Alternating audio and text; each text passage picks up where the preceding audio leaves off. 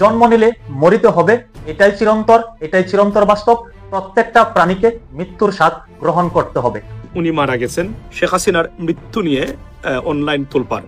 অনেকে বলছেন যে শেখ হাসিনা ভারতে মারা গেছেন। শেখ হাসিনা কি বেঁচে আছেন নাকি মারা গেছেন, এ নিয়ে গেল কয়েকদিন যাবৎ সোশ্যাল মিডিয়াতে বিভিন্ন রকম পোস্ট হচ্ছে এবং কি বিভিন্ন যারা ইনফ্লুয়েন্সার আছেন তারাও বক্তব্য দিচ্ছেন। বেশ কিছু জায়গায় যে দাবিটা করা হয়েছে যে বাংলাদেশ থেকে যাবার পর ভারতে শেখ হাসিনা সেখানে যাওয়ার কয়েকদিন পরে তিনি মানসিকভাবে অনেকটা অসুস্থ ছিলেন, বাংলাদেশে যা ঘটছে সেটার ধাক্কা তিনি নিতে পারেননি। শেখ হাসিনা তার এই সাক্ষাৎকারে তিনি কি ফিরবেন এমন কোনো কথা বলেছেন? ইন্ডিপেন্ডেন্ট লিখছে যে যদিও তিনি দেশ থেকে চলে গেছেন এবং বাংলাদেশে তার দল আওয়ামী লীগ ব্যান নিষিদ্ধ, তবু she remains committed two restoring democracy in Bangladesh. তবু তিনি জোর দিয়ে বলেছেন যে বাংলাদেশে গণতন্ত্র পুনরুদ্ধার, বাংলাদেশে গণতন্ত্র ফিরিয়ে আনতে তিনি প্রতিশ্রুতিবদ্ধ। এবং শেখ হাসিনা বলছেন যে only free, fair and inclusive election, একমাত্র সুষ্ঠু, অবাধ এবং অন্তর্ভুক্তিমূলক নির্বাচনই বাংলাদেশকে হিল করতে পারে, মানে বাংলাদেশের যে গভীর ক্ষত সেটা সারিয়ে তুলতে পারে। আসসালামু আলাইকুম প্রিয় দর্শক, নতুন একটা ভিডিওতে সবাইকে স্বাগতম। তো ইতিমধ্যে আপনারা অনেকগুলো ভিডিওর অংশবিশেষ দেখেছেন, তো দেখে নিশ্চয়ই বুঝতে পেরেছেন যে ভিডিওটা কতটা গুরুত্বপূর্ণ এবং আকর্ষণীয় হতে চলেছে। তো প্রিয় দর্শক, চলুন সম্পূর্ণ ভিডিওটা দেখে আসি। তো দেখার আগে বলবো, যারা আমাদের চ্যানেলটি এখনও পর্যন্ত সাবস্ক্রাইব করেননি তারা দয়া করে সাবস্ক্রাইব করে দিন, যারা ইতিমধ্যেই করেছেন তাদের অসংখ্য ধন্যবাদ। চলুন একটি লাইক দিয়ে সম্পূর্ণ ভিডিওটা দেখে আসি। আসসালামু আলাইকুম। শেখ হাসিনা কি বেঁচে আছেন নাকি মারা গেছেন, এ নিয়ে গেল কয়েকদিন যাবৎ সোশ্যাল মিডিয়াতে বিভিন্ন রকম পোস্ট হচ্ছে এবং কি বিভিন্ন যারা ইনফ্লুয়েন্সার আছেন তারাও বক্তব্য দিচ্ছেন। বেশ কিছু জায়গায় যে দাবিটা করা হয়েছে যে বাংলাদেশ থেকে যাবার পর ভারতে শেখ হাসিনা সেখানে যাওয়ার কয়েকদিন পরে তিনি মানসিকভাবে অনেকটা অসুস্থ ছিলেন, বাংলাদেশে যা ঘটছে সেটার ধাক্কা তিনি নিতে পারেননি। এরপরে তিনি অসুস্থ হয়ে দিল্লির সামরিক হাসপাতালে ভর্তি হন। সেখানে তার পুরনো ক্যান্সার ছিল, আরো কিছু রোগ ছিল যেগুলাতে তিনি মৃত্যুবরণ করেছেন। এটা অনলাইনে বিভিন্নভাবে ভেসে উঠছে। আর একটা ছবি প্রকাশ করা হয়েছে, যে ছবিটা আপনারাও দেখেছেন, এটা আসলে একটা ফেক ছবি। অরিজিনাল ছবিটা হচ্ছে অন্য একজন নারীর, যেখানে শেখ হাসিনার ছবিকে এডিট করে বসিয়ে দেওয়া হয়েছে। এখন এটা সপক্ষে দাবি করা হচ্ছে যে গেল কয়েক মাস ধরে শেখ হাসিনার যে অডিও বক্তব্যগুলো আমরা শুনছি বিভিন্নভাবে মিডিয়াতে আসছে, আওয়ামী লীগের বিভিন্ন পেজটিস থেকে, এই বক্তব্যগুলো এআই দিয়ে জেনারেটেড করা। কারণ দীর্ঘ 14 থেকে 15 মাস হয়ে গেছে শেখ হাসিনা সারা পৃথিবীর কোনো মিডিয়ার সামনে সরাসরি উপস্থিত হননি, কোন টেলিভিশন চ্যানেলকে তিনি সাক্ষাৎ দেন, এমনকি ভারতের যে প্রভাবশালী গণমাধ্যমগুলো আছে সেখানেও সরাসরি শেখ হাসিনার কোনো ইন্টারভিউ তারা নিতে পারেনি। এর মাঝখানে বেশ কিছু ছবি বা ভিডিও প্রচারিত হয়েছে যে শেখ হাসিনা দেশে আসবেন অথবা তিনি ভাষণ দিচ্ছেন, বার্তা দিচ্ছেন। এই ভিডিওগুলো আবার আমরা দেখেছি অতীতে বিভিন্ন সময়। একবার তিনি মার্কিন যুক্তরাষ্ট্র সফরে গিয়েছিলেন, ওই সময় একটা ফুটেজকে মাঝখানে গেল কয়েকদিন আগে ভাইরাল করা হয়েছে যে তিনি দেশে ফিরবেন, নেতাকর্মীদেরকে আশ্বস্ত করেছেন। তো স্বাভাবিকভাবে জনমনে যারা গুজব ছড়াচ্ছেন বা রটাচ্ছেন তারা কিন্তু একটা জিনিসে সফল হচ্ছেন, কোনটা? এই যে ন্যারেটিভ তৈরি করা যে শেখ হাসিনা বেঁচে নেই, এখন তিনি যে বাইচে আছেন তাকে প্রমাণ দিতে হলে ক্যামেরার সামনে আসতে হবে, এরকম একটা অবস্থান কিন্তু তৈরি করা হয়েছে যে যদি শেখ হাসিনা বাইচেই থাকে তাহলে কেন ভাই 15 মাস ধরে তিনি সামনে আসতেছেন না, তো ওনার মৃত্যু হলে কেন লুকানো হবে? এটার সপক্ষে আবার একটা যুক্তি তৈরি করা হচ্ছে, কোনটা? যে শেখ হাসিনা মারা গেছে এই কথা যদি সামনে আসে তাহলে মুহূর্তের মধ্যে আওয়ামী লীগের যে ঝটিকা মিছিল বা আওয়ামী লীগের রাজনীতিতে ব্যাক করা অথবা জাতীয় পার্টির সাথে আওয়ামী লীগের যে একটা বন্ডিং তৈরি করা হচ্ছে অথবা মাঠ পর্যায়ে আওয়ামী লীগের যে শক্তি কম বেশি 1-1.5 বছরের মধ্যে একটা রিব্যাক 1%, 2%, 5% যতটুকু ধরেন, অথবা দেশে বিদেশে নেতাকর্মীরা যেভাবে ঝাঁপাই পড়তেছেন সেটার সাথে সাথে জিরোতে পরিণত হবে। কেন? কারণ আওয়ামী লীগ এবং বিএনপি জাতীয় পার্টি এই দলগুলো বেসিক্যালি একটা পরিবার কেন্দ্রিক রাজনৈতিক দল হিসাবেই এস্টাবলিশড হয়েছে, যেখানে দলটির সর্বোচ্চ পর্যায়ে যারা থাকেন তাদের হুকুমে তাদের নির্দেশেই আসলে দলগুলো পরিচালিত হয় এবং তারা হচ্ছেন মূল শক্তির কেন্দ্রবিন্দু। এখন মূল যে শক্তি সেটাই যদি নাই হয়ে যায় তাহলে মুহূর্তের মধ্যে সবকিছু কেমন আউলাই যায়। যেমন ধরেন শেখ হাসিনা হেলিকপ্টারে করে ভারতে চলে গেলেন, তো ওই মুহূর্তে কি সারা বাংলাদেশে আওয়ামী লীগ ছিল না? ছিল। ওই মুহূর্তে কি সব আওয়ামী লীগ তবা করে ফেলছে? না। তাহলে কেন আওয়ামী লীগকে এই পরিণতি ভোগ করতে হলো? কারণ মূল যিনি ফাউন্ডার, মূল যিনি পিলার, তিনি যখন চলে গেলেন নেতাকর্মীদের মধ্যে ভয় কাজ করে গেল, আর সেই ভয়ে সারা বাংলাদেশে আওয়ামী লীগ গর্তের মধ্যে ঢুকতে বাধ্য হলো, আওয়ামী লীগ পালাই যেতে বাধ্য হলো। যারা দুর্নীতি করেছে, অন্যায় করেছে, তারা সবাই নাই হয়ে গেছে মোটামুটি। আর যারা একটু ধরেন মানে আতঙ্কগ্রস্ত বা প্যানিক হয়ে গেল, এজ এ রেজাল্ট আওয়ামী লীগের কোটি কোটি সমর্থক থাকার পরেও ঘাড় সোজা করে আওয়ামী লীগ দাঁড়াইতে পারলো না আজকের দিন পর্যন্ত। তো এই সকল কারণেই শেখ হাসিনার মৃত্যু হলেও মৃত্যুটাকে লুকানো হবে বা এটা প্রকাশ করা হচ্ছে না, বা ভারতেরও যেই জিও পলিটিক্স আছে বাংলাদেশকে নিয়ে সেইটার ধরেন নানান ধরনের ঝামেলা তৈরি হবে। এটা একটা ন্যারেটিভ কিন্তু মাঠে তৈরি হচ্ছে। এখন এটা একদিন যাচ্ছে, 2 দিন যাচ্ছে, 3 দিন যাচ্ছে, আস্তে আস্তে মানুষের মধ্যে একটা প্রশ্ন তৈরি হচ্ছে। কিন্তু আপনি খুব সাইলেন্সে যদি আওয়ামী লীগের নেতাকর্মীদের সাথে কথা বলেন, এই যে একটা লাইন আছে, আপা আসবে বাংলাদেশ হাসবে। এখন আপা যদি মইরা যায় তাহলে আপা আসবে কই থেকে? এই যে একটা ন্যারেটিভ মানুষের মধ্যে শক্তি যোগায়, সেই ন্যারেটিভটার মধ্যে কিন্তু একটা ধাক্কা আস্তে আস্তে লাগতেছে। যেমন শেখ হাসিনা পালাই গেছে, এরকম একটা ন্যারেটিভ তৈরি হয়েছিল না জুলাই আগস্টের সময়? পরে শেখ হাসিনাকে ক্যামেরার সামনে এসে প্রমাণ করতে হয়েছে যে তিনি বাংলাদেশ আছেন, পালান নাই। এখন তার মৃত্যু নিয়ে দিন শেষে কিন্তু তিনি পালাই গেলেন।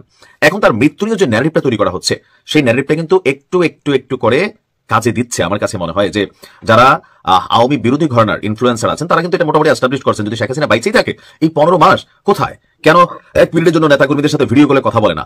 তো অডিও কলগুলো ওই যে এআই দিয়া এখন এই সারা পৃথিবীতে কত কিছু চলে, তাই না? ক্লোনিং করা, ভয়েস ডাবিং করা, অনেক কিছু করা যায়। এটাও কিন্তু বাস্তব। মানুষ আস্তে আস্তে এআই এর কার্যক্ষমতা বুঝতে শিখতেছে। সেখান থেকে কিছু অংশের মানুষ এটা মনেই করে নিচ্ছে আসলে মনে শেখ হাসিনা বাইচা নাই, তার এই ক্লোনিং যে ভয়েস আছে সেটা দিয়ে আসলে নেতাকর্মীদেরকে সান্ত্বনা দেওয়া হচ্ছে বা রাজনীতিটাকে গরম রাখা হচ্ছে। এটা অনেক পরে হয়তো প্রকাশ হবে যে তিনি মারা গেছেন। এখানে দেশের মধ্যে কোনো রাজনৈতিক প্রেক্ষাপট যদি পরিবর্তন করা যায়, এটা কিন্তু আপনি গভীরভাবে চিন্তা করলে এরকম একটা ন্যারেটিভ কিন্তু তৈরির চেষ্টা চলছে। সপক্ষে বিপক্ষে অনেক যুক্তি চলছে, কিন্তু আওয়ামী লীগের নেতাকর্মীদের মধ্যে এক ধরনের চিকন টেনশন কাজ করছে যে শেখ হাসিনা আসলে বেঁচে আছেন নাকি তিনি আসলেই মারা গেছেন। তবে তিনি মারা গেলে সেটা সারা পৃথিবী জানবে, ভারত সরকার সেটা লুকাই রাখতে পারবে না। এটা আমার কাছে মনে হয় যে শেখ হাসিনা মতন একজন ক্যারেক্টার মরে যাবে আর ভারত সরকার এটা কিভাবে লুকাই রাখবে আর এটা কোনো না কোনো ভাবে প্রচারিত হবে না, এটাও কিন্তু আসলে সম্ভব না। শেখ হাসিনা মারা গেলে সারা পৃথিবী জানবে, এটাই খুব সিম্পল হিসাব। তার লাশ বাংলাদেশে এনে তো মাটি দেওয়া হবে, এমন তো না যে তিনি মারা গেছেন তাকে সেখানে মমি বানিয়ে রেখে দেওয়া হবে। বাংলাদেশ তার দেশ, তাকে বাংলাদেশে এনে মাটি দেওয়া হবে, এটাই হচ্ছে বাস্তবতা। আর সেক্ষেত্রে সরকারও একটা ভিন্ন ভূমিকায় যাবে, নয়তো ডক্টর ইউনূস সরকারও ভবিষ্যতে ঝামেলায় পড়বে বা রাজনৈতিকভাবে আওয়ামী লীগের নেতাকর্মীরা ইন ফিউচার যদি রাজনীতিতে আসে কখনো ব্যাক করে এগুলো প্রতিহিংসা হিসেবে বিশাল একটা ফ্যাক্ট তৈরি হবে। সুতরাং শেখ হাসিনা মরেন নাই, তিনি জীবিত আছেন, এটা আমরা এই পারসেপশন থেকে ধারণা করতে পারি। আর বেটার হয় যে এই যে আলোচনা সমালোচনা, গুজব, সত্যি, বিভ্রান্তি, নানান কিছু চলছে, সেখানে শেখ হাসিনার উচিত যে একটা ভিডিও বার্তা তার নেতাকর্মীদের জন্য দেওয়া যে জীবিত আছেন। বা নেতাকর্মীরা অনেকে হয়তো মানসিকভাবে চাঙ্গা হবেন, অনেক নেতাকর্মীরা কিন্তু ফ্রাস্ট্রেশনে আছে, হয়তো মুখে মুখে বলে না। কেন বলে না? কারণ বলে এখন বিপদে পড়বে। তো সার্বিক দিক থেকে শেখ হাসিনার মৃত্যুর বিষয়টা বারবার সামনে আসছে। এর আগেও কিন্তু বলা হয়েছে ক্যান্সার আছে, এ আছে, সে আছে। আর এই লেভেলে যারা থাকেন তাদের বিষয়গুলো কিন্তু সহজে প্রকাশিত হয় না, খুবই কঠোর গোপনীয়তা এখানে মেনটেন করা হয়। যেমন ধরেন আমরা যদি দেখি কোরআন হাদিসের ইতিহাসে যে হযরত সুলাইমান রাহমাতুল্লাহ আলাইহি বা সুলাইমান যে নবী ছিলেন, তিনি যখন বললেন তার দেহটা ওই যে জিনদেরকে দিয়ে তিনি কাজ করাইতেন, একটা লাঠির উপর ভর করে তিনি দাঁড়াইছিলেন, যখন একটা সময় হলো আল্লাহর ইশারায় জিনরা বুঝতে পারলো যে তিনি মারা গেছেন। এর আগ পর্যন্ত জিনটা কিন্তু কাজ করতেছিল, কিন্তু তিনি মরেছিলেন। তো এখানে অনেক কিছু আসলে ঘটতে পারে, বাট প্রকৃত তথ্যগুলা সর্বশেষ আর গুজবটা সামনে আসছে বেশি যখন টিউলিপ সিদ্দিকী নিজে একটা পোস্ট করলেন যে খালামণি অসুস্থ, দোয়া চাই, তখন থেকে এটা আরেকটু গুঞ্জনটা বাড়ছে। তবে শেখ হাসিনা মারা যায় নাই, জীবিত আছে। ভালো থাকুন। শেখ হাসিনা তার এই সাক্ষাৎকারে তিনি কি ফিরবেন এমন কোনো কথা বলেছেন? ইন্ডিপেন্ডেন্ট লিখছে যে যদিও তিনি দেশ থেকে চলে গেছেন এবং বাংলাদেশে তার দল আওয়ামী লীগ ব্যান নিষিদ্ধ, তবু she insist she remains committed two restoring democracy in Bangladesh. তবু তিনি জোর দিয়ে বলেছেন যে বাংলাদেশে গণতন্ত্র পুনরুদ্ধার, বাংলাদেশে গণতন্ত্র ফিরিয়ে আনতে তিনি প্রতিশ্রুতিবদ্ধ। এবং শেখ হাসিনা বলছেন যে only free, fair and inclusive election, একমাত্র সুষ্ঠু, অবাধ এবং অন্তর্ভুক্তিমূলক নির্বাচনই বাংলাদেশকে হিল করতে পারে, মানে বাংলাদেশের যে গভীর ক্ষত সেটা সারিয়ে তুলতে পারে। যুক্তরাজ্যের শীর্ষস্থানীয় সংবাদ মাধ্যম দ্য ইন্ডিপেন্ডেন্ট এই পত্রিকাটিতে শেখ হাসিনার একটি সাক্ষাৎকার প্রকাশিত হয়েছে। পত্রিকাটি একে দুর্লভ সাক্ষাৎকার বা রেয়ার ইন্টারভিউ হিসেবে অভিহিত করে বলছেন যে শেখ হাসিনার প্রথম ইন্টারভিউগুলোর একটি এটি। তার মানে শেখ হাসিনা বেশ কিছু সাক্ষাৎকার দিয়েছেন এবং তার মধ্যে এটিকে তারা অন্যতম বলে অভিহিত করছে এই সংবাদ মাধ্যম দ্য ইন্ডিপেন্ডেন্ট। দ্য ইন্ডিপেন্ডেন্ট তাদের শিরোনাম করেছে defiant ousted Bangladesh leader Hasina refuses to apologize for protester deaths.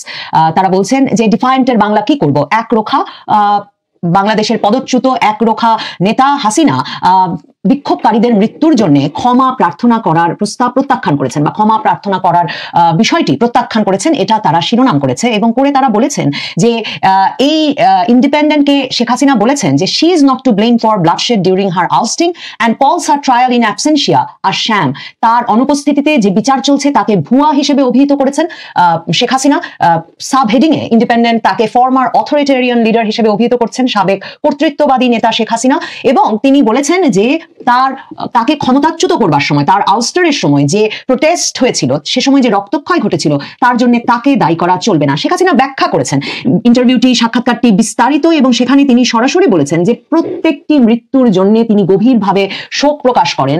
যারা স্বজন হারিয়েছে, ভাই বোন হারিয়েছে, সন্তান হারিয়েছে, তাদের প্রত্যেকটি মৃত্যুর ঘটনায় তিনি নিজে শোকগ্রস্ত এবং তিনি মরণ করেন সেসব মৃত্যু এবং তার জন্য তিনি সমবেদনা প্রকাশ করেন। কিন্তু তিনি আইন শৃঙ্খলা বাহিনীকে বিক্ষোভকারী বিক্ষোভকারীদের উদ্দেশ্যে গুলি ছুটতে বলেছিলেন এমন কোনো প্রমাণ কেউ হাজির করতে পারবে না। এবং তিনি সরাসরি চ্যালেঞ্জ ছুড়ে দিয়ে বলেছেন যে ইউনূস সরকার তার পলিটিক্যাল অপোনেন্টদেরকে নিয়ে, তার রাজনৈতিক প্রতিপক্ষদের নিয়ে আন্তর্জাতিক অপরাধ ট্রাইব্যুনালে যে বিচার শুরু করেছে, সেই বিচারে হয়তোবা তার ফাঁসি হয়ে যেতে পারে। সেটা তাকে না মানে সারপ্রাইজ করে, না তাকে ইন্টিমিডেট করে, মানে তাকে কোনো ভীত করতেও পারে না, তাকে বিস্মিতও করে না। এবং তিনি ওই আন্তর্জাতিক অপরাধ ট্রাইব্যুনালে তার মৃত্যুদণ্ড হয়ে যাওয়া বা ফাঁসি হয়ে যাওয়ার সম্ভাবনাকে উল্লেখ করেছেন তাকে এবং তার পরিবারকে লক্ষ্য করে দীর্ঘ সময় ধরে যে রাজনৈতিক হত্যাকাণ্ডের ইতিহাস রয়েছে, পলিটিক্যাল অ্যাসাসিনেশন চলছে, সেই পলিটিক্যাল অ্যাসাসিনেশনের ধারাবাহিকতা, সেই পলিটিক্যাল অ্যাসাসিনেশনেরই একটা প্রক্রিয়া হিসেবে তিনি ইউনূস সরকারের এই আন্তর্জাতিক অপরাধ ট্রাইব্যুনালে তার ফাঁসি দিয়ে দেওয়ার একটা সম্ভাবনাকে দেখছেন। শেখ হাসিনা এই সাক্ষাৎকারে ব্যাখ্যা করেছেন। এই প্রথম মানে পড়তে গিয়ে আমার মনে হলো যে শেখ হাসিনা তার দলীয় নেতাকর্মী সমর্থকদের উদ্দেশ্যে ফেসবুক লাইভে এসে বক্তব্য রাখছিলেন। বাংলাদেশ আওয়ামী লীগের ফেসবুক পেজ থেকে সেগুলো প্রচারিত হচ্ছিল বটে, কিন্তু কিভাবে তার শাসনামলের শেষে বিক্ষোভ প্রদর্শনের সময় এত রক্তপাত ঘটতে পারলো, সেই বিষয়ে তার কি ব্যাখ্যা বা মানে বাংলাদেশের চলমান যে পরিস্থিতি সে সম্পর্কে তিনি কি মনে করছেন বা এই বিচার ব্যবস্থাকে তিনি কিভাবে দেখছেন। তিনি একে ক্যাঙ্গারু কোর্ট বলে তো অবশ্যই অভিযোগ করেছেন, তিনি এর বিচার প্রক্রিয়ায় অংশ নেননি বটে, কিন্তু খুব শিগগিরই তার ফাঁসির রায় ঘোষিত হবে বলে সরকার যখন আশা প্রকাশ করছে, তখন তার কি প্রতিক্রিয়া সেটা জানবার প্রথম সুযোগ হলো ব্রিটেনের এই শীর্ষস্থানীয় সংবাদ মাধ্যমের সাক্ষাৎকারটির মাধ্যমে। শেখ হাসিনা সরাসরি 2024-এর জুলাই আগস্ট আন্দোলনের ঘটনার সময় তিনি কখনো আইন শৃঙ্খলা রক্ষাকারী বাহিনীকে গুলি চালাতে বলেছিলেন, আদেশ দিয়েছিলেন এমন প্রমাণ কেউ কোথাও হাজির করতে পারবে না সেটা উল্লেখ করে বলেছেন যে এই যে ভুয়া আদালতটি তার রাজনৈতিক প্রতিপক্ষদের দ্বারা পরিচালিত হচ্ছে, তারা তো কোনোভাবেই তাকে শেষ করে দেওয়া, মানে নাথিং, মানে many of those opponents will stop at nothing to get rid of me, মানে তাকে শেষ করে দেওয়ার জন্য যে কোনো কিছু করতে এই রাজনৈতিক প্রতিপক্ষরা প্রস্তুত, এটা বলে তিনি বলেছেন যে পুলিশ আইন শৃঙ্খলা রক্ষাকারী বাহিনী খুবই সুনির্দিষ্ট অপারেশনাল গাইডলাইন মেনে চলে, তারা কিভাবে কাজ করবে, কোন সময় কি সিদ্ধান্ত নেবে তার সুনির্দিষ্ট প্রসিডিওর আছে, নির্দেশিকা আছে, গাইডলাইন আছে, মানে পুলিশ বাহিনীর সেটা আছে।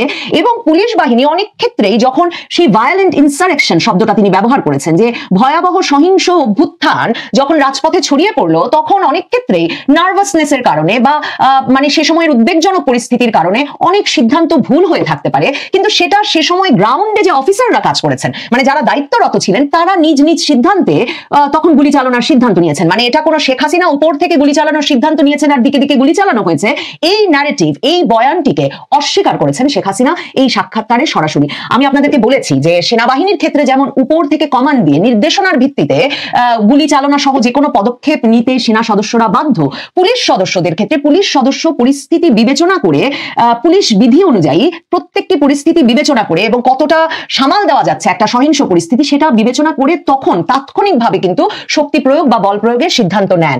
সেই ব্যাখ্যাটা শেখ হাসিনা হাজির করেছেন ইন্ডিপেন্ডেন্টের সঙ্গে এই সাক্ষাৎকারে। শেখ হাসিনা বলেন যে তার দল আওয়ামী লীগকে আনফেয়ারলি, অন্যায্যভাবে আগামীর যে নির্বাচন, সেই নির্বাচনে অনির্বাচিত ইউনূস সরকার অংশগ্রহণে বাধা দিচ্ছে বা অংশগ্রহণ করার যে সুযোগ তা কেড়ে নিয়েছে।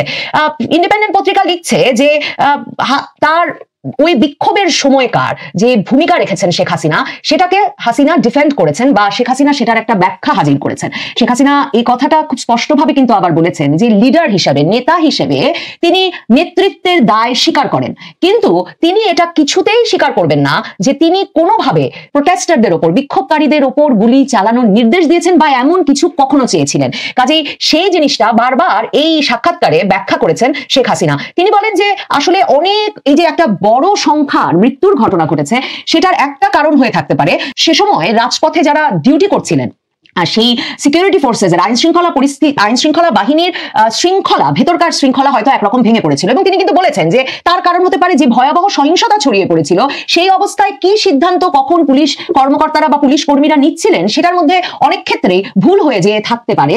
এবং শেখ হাসিনা মনে করিয়ে দেন যে তিনি ক্ষমতাচ্যুত হওয়ার আগ পর্যন্ত যেসব মৃত্যুর ঘটনা ঘটেছিল সেগুলোর জন্য কিন্তু তিনি তদন্ত কমিটি গঠন করেছিলেন, যেই তদন্ত ইউনূস সরকার এসে বন্ধ করে দিয়েছে। শেখ হাসিনা এই সাক্ষাৎকারে বলেছেন যে আইসিটি বা আন্তর্জাতিক অপরাধ ট্রাইব্যুনালের প্রোপাগান্ডা প্রচারণার জন্য তারা যে 1400 সংখ্যাটি বলছেন মৃতের ক্ষেত্রে, সেটা বেশ ইউজফুল, মানে সেটা খুব কার্যকরী হলেও হয়তোবা তিনি কিন্তু বলেছেন বাট ইজ প্রবাবলি ইনফ্লেটেড, হয়তোবা সেটা বেশ ফুলিয়ে ফাঁপিয়ে দেখানো হয়েছে, সে কথাটা তিনি উল্লেখ করেছেন। শেখ হাসিনা মনে করাচ্ছেন যে তার সরকারের সে সময়কার যা যা পদক্ষেপ নেওয়া হয়েছিল সেগুলো সবই গুড ফেইথে মানে তারা সরল বিশ্বাসে ভালো হবে ভেবে নিয়েছিলেন, গুড ফেইথে নিয়েছিলেন, to minimize the loss of life, জনগণের জানমালের নিরাপত্তা এবং যাতে প্রাণহানির ঘটনা কমে আসে সেটা নিশ্চিত করবার জন্য তখন শেখ হাসিনা সরকার সেসব ভূমিকা নিয়েছিলেন বলে শেখ হাসিনা বলছেন।